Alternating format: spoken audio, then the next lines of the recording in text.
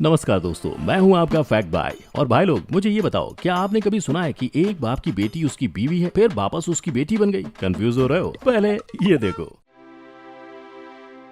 अभी भी नहीं समझे ना? फैमिली ही है थोड़ी कंफ्यूजिंग, इसीलिए मैंने सोचा आपसे पूछ लूं। पर इसे छोड़ो, रोमांटिक मूवी ट्यूलाइट से इंस्पायर्ड ऐसी ही एक स्टोरी मेरे भी पास है।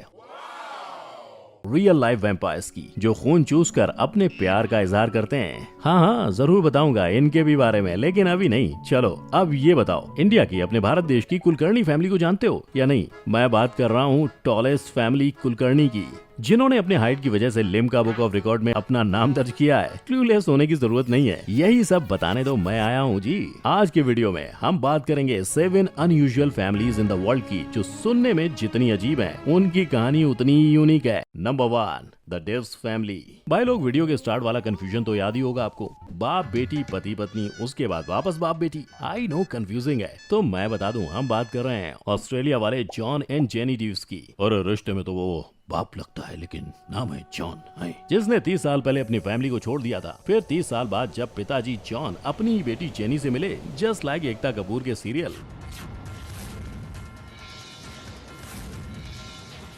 तो दोनों में प्यार हुआ, फिर इकरार भी हुआ और इनका रोमांस शुरू हो गया। लाइक सीरियसली, इनको दुनिया में कोई और नहीं मिला रोमांस के लिए। वैसे मैं आपको ये बता दूं, प्यार और रोमांस के बाद इन्हें बच्चा भी हुआ। जी हाँ, बाप बेटी के इस अजीबोगरीब जोड़ी के 2 बच्चे भी हैं। लेकिन ये दोनों इतने पर कहाँ रुकने वाले थे? इनको अपनी इस कहानी की एंडिंग हैप्पी नहीं लग रही थी, इसलिए उसे हैप्पी करने के लिए दोनों ने डिवोर्स भी ले लिया। सही सुन रहे हैं आप, जॉन एंड जेनी ने 2009 में एक दूसरे से सेपरेट होने का डिसीजन लिया और अब फिर से लाइक अ फादर डॉटर रहते हैं। Number 2, the Duggars family. अब बात करते हैं अमेरिका की one of the largest families, the Duggars family की, जहां इस कपल को 19 बच्चे हैं। हाँ, लाइक लिटरली खुद के 19 बच्चे। आपके और मेरे लिए बड़ी बात नहीं है, लेकिन अमेरिका जैसे कंट्री में 19 बच्चे बहुत सरप्राइजिंग है ना?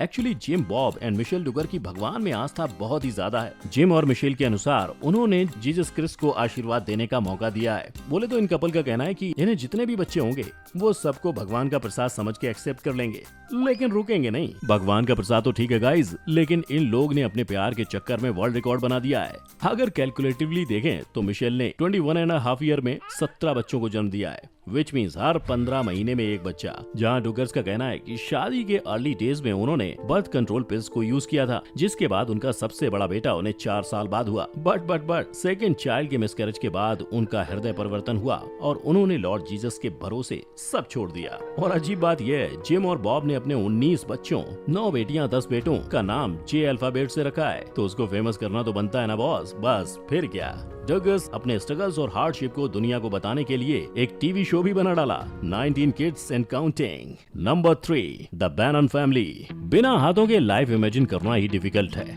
लेकिन शिकागो में एक ऐसी फैमिली रहती है जो बिना हाथों के स्विमिंग भी करती है और फुटबॉल भी खेलती है। लिंडा और टिमी बैनन दोनों ही हाथों के बिना पैदा हुए हैं, लेकिन फिर भी ये अपने रोज के काम अपने पैरों की हेल्प से करते हैं। वैसे इनके बारे में सुन के आपको सिंपैथेटिक फील होने की जरूरत नहीं है, क्योंकि लिंडा ने हमेशा खुद को स्पेशल समझा है और अपने बेटे टिमी को भी यही सिखाया है। अब आप यही सोच रहे हैं ना कि आखिर ये ऐसे क्यों है? तो मैं बता दूं, लिंडा और टिमी दोनों को होल्ट-ओरम सिंड्रोम है, जो 10 करोड़ लोगों में से सिर्फ किसी एक को होता है, और ये सिंड्रोम अपने सभी सिबलिंग्स में सिर्फ लिंडा को था। इसके बाद जब लिंडा ने 2008 में रिचर्ड से शादी की और वो अपने फर्स्ट चाइल्ड के साथ प्रेग्नेंट हुई, तभी डॉक्टर ने उन्हें और रिचर्ड को बेबी के कंडीशन के बारे में वार्न किया। जनरली वार्निंग के बाद लिंडा अपना बेबी अबॉर्ट कर सकती थी, just like any other couple, लेकिन फिर भी उन्होंने ऐसा नहीं किया। क्यों नहीं?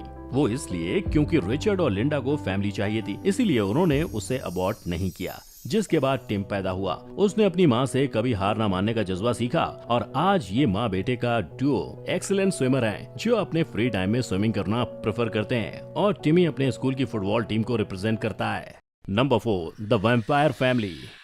ट्विलाइट याद है ना? हाँ, सही सोच रहे हो। हम अब उसी फैमिली की बात करने वाले हैं जो खून पीकर जिंदा रहते हैं। डरो मत, ये सिर्फ एक दूसरे का ही खून पीते हैं और ट्रू वे में एक दूसरे का खून चूस रहे हैं। वैसे हम बात कर रहे हैं लिया और एरो की, जो एक दूसरे का खून पीने को ज्यादा इंटिमिडेटिंग मानते हैं और इसीलिए कम से कम वीक में एक बार बिना भूले एक दूसरे का खून जरूर पीते हैं। और मजेदार बात ये है कि इस कपल ने एक दूसरे से अपने प्यार का इजहार भी खून चूस कर ही किया था। आई मीन वाओ, इतना वियर्ड प्रपोजल। वैसे इसका रेवलेशन एक इंटरव्यू में लिंडा ने भी किया था। और बताया था जब एरो ने अपने वैम्पायर होने की बात लिंडा से कही तो वो काफी एक्साइटेड हो गई, क्योंकि शी ऑलवेज वांटेड कि वो किसी वैम्पायर से रियल लाइफ में मिले। जब एरो ने लिया से कहा कि खून पीने से उनका प्यार बढ़ेगा तो उसे भरोसा नहीं हुआ, इसलिए एरो ने अपने आर्म्स को रेजर से काट कर वहाँ का खून लिया से सक करवाया। Oh no. इसके बाद लिया ने भी सेम हरकत की, जिसके बाद शी फेल्ट उसकी लाइफ को नई मीनिंग मिल गई। बट हाउ, आई मीन कैसे? मच्छर हो गया भाई तुम लोग। एनीवेज, लिया के अनुसार एरो का खून उसे काफी एनर्जाइज करता है, इसीलिए वो कभी कभी वीक में 4 बार भी उसका खून पी लेती है। Number 5, the Grijan Ulas family. 2 नहीं 4 पैरों से चलने वाली टर्की में रहने वाली ग्रिजन उलास फैमिली है ये। और आप मानोगे नहीं, इस फैमिली के 5 लोग ऐसे हैं जो ऐसे ही सिमिलर वे में 4 पैरों पे चलते हैं। अब आपका दिमाग ये सोच के दौड़ रहा होगा कि सिर्फ 5 लोगों को ही क्यों ये प्रॉब्लम है, तो अपने दिमागी घोड़े को रोक लो, क्योंकि इनके ऐसे चलने का रीजन है इनका खराब विजन। अच्छे से ना देख पाने की वजह से ये लोग अपने हाथ और पैर दोनों का यूज करके चलते हैं ताकि वो जमीन को अच्छे से देख पाएं। और दूसरी चीज जिससे ये लोग पीड़ित हैं वो है लर्निंग डिसेबिलिटी। जब टर्की के एक महान इवोल्यूशनरी बायोलॉजिस्ट ने इस बीमारी को अनरटैन सिंड्रोम बताया, तब लोगों को इस बीमारी का नाम पता चला। और नाम के पता चलने के बाद पता चला कि इस सिंड्रोम का मतलब होता है इंसानों के इवोल्यूशन का बैकवर्ड स्टेज, विच मीन्स ये लोग अभी भी अर्ली स्टेज के वक्त मिलने वाले होमोसेपियंस की तरह अपने हाथ और पैर दोनों का यूज करते चलते हैं, जिनका दिमाग उतना डेवलप नहीं हुआ है। और जैसे कि हम सभी जानते हैं, नए सिंड्रोम्स जितनी हमारी समझ से बाहर होते हैं उतने ही साइंटिस्ट और रिसर्चर्स के लिए चैलेंजिंग होते हैं। बस फिर क्या था, उलास फैमिली में मिलने वाले ये सिंड्रोम रिसर्चर्स को काफी नया लगा, जिसके बाद उन्होंने उलास फैमिली के 4 पैरों पर चलने की कहानी को 2006 में बनी एक documentary the family that walks on all fours पर दुनिया को दिखाया। Number 6, the Rachel family. बीबी हो या गर्लफ्रेंड या फिर माँ बहन, हर किसी को चाहिए लंबे और सुनहरे बाल। पर क्या आप जानते हैं, एक फैमिली ऐसी भी है जो पूरी दुनिया में अपने लंबे बालों के लिए फेमस है। ऐसे मत देखो यार, मैं कोई प्रोडक्ट प्रमोट नहीं कर रहा हूँ। यहाँ मैं बात कर रहा हूँ टेरलिन रशेल और उनकी 3 बेटियों की, जिनके बाल जेनेटिक कंडीशन की वजह से फिलहाल 74 इंचेस लंबे हैं, यानी बाकी औरतों के कंपेरिजन में उनके बाल एवरेज लड़कियों से 2 गुना ज्यादा लंबे हैं। Can you believe it? Cause I can't. I know ये लंबे बाल आपको रपुंज़ल प्रिंसेस की याद दिला रहे होंगे, लेकिन ये कोई फेरी टेल तो है नहीं। और ये घने लंबे बाल टेरलिन के लिए वरदान के साथ अभिशाप की तरह भी हैं। इन बालों के कारण टेरलिन को काफी परेशानियां फेस करनी पड़ती हैं, जैसे कि किचन में ख्याल रखना कि कहीं उनके बाल गैस स्टोव या किसी सामान को टच ना कर जाएं। इसीलिए टेरलिन ने अपने घर के किचन के लिए अलग रूल्स बना डाले ताकि बालों की वजह से उनकी बेटियां या फैमिली में किसी को कोई प्रॉब्लम ना हो जाए। वैसे फॉर योर इन्फॉर्मेशन, टेरलिन और उनकी तीनों बेटियां अपने बालों का सदुपयोग भी ओकेजनली करती रहती हैं। ये चारों चैरिटी के लिए 20-20 इंचेस अपने बाल कटवा के उन्हें डोनेट करती हैं। भाई हमारे जितने उगते नहीं उतने तो ये लोग डोनेट कर देती हैं। और आपका तो पता नहीं, लेकिन बाल कटवाते टाइम मेरा हाल तो कुछ ऐसा होता है।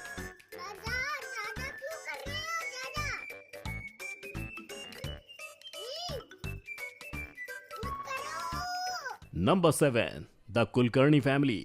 जिसकी बीवी लंबी उसका भी बड़ा नाम है, जिसकी बेटी लंबी उसका भी बड़ा नाम है, लेकिन जिसकी पूरी फैमिली लंबी, कुलकर्णी उसका नाम है ना?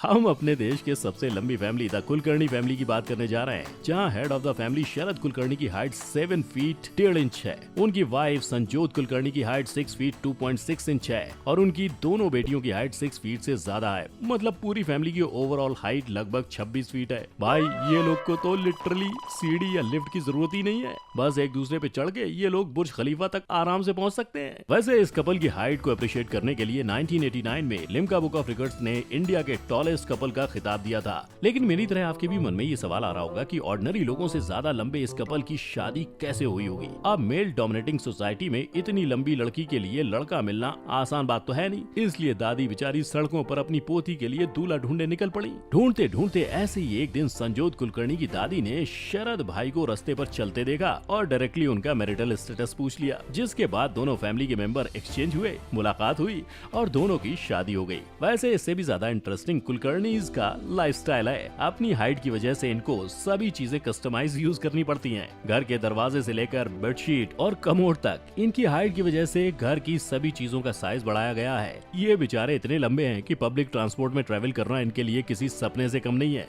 इसीलिए पूरी फैमिली अपने स्कूटर पे ही घूमती है। यूनिक फैमिली की यूनिक कहानियों को दीजिए अपना प्यार। This is all we want from you यार। वादा है हमारा, ऐसी यूनिक कहानियों का पिटारा कभी नहीं होगा खत्म, क्योंकि we are here to get your positive outcome. अगर आज की ये वीडियो आपको अच्छी लगी हो तो प्लीज लाइक कीजिए, जो कहानी सबसे ज्यादा इंटरेस्टिंग लगी हो उस पर कमेंट कीजिए। आगे ऐसे और भी ज्ञान पाने के लिए हमारे चैनल को सब्सक्राइब भी कीजिए और वो जो बेल आइकन है ना, हमारे अपडेट मिस ना करने के लिए उसे भी हिट कीजिए। भाई लोग फिर मिलेंगे हमारी नई वीडियो के साथ। Till then stay tuned. जय हिंद।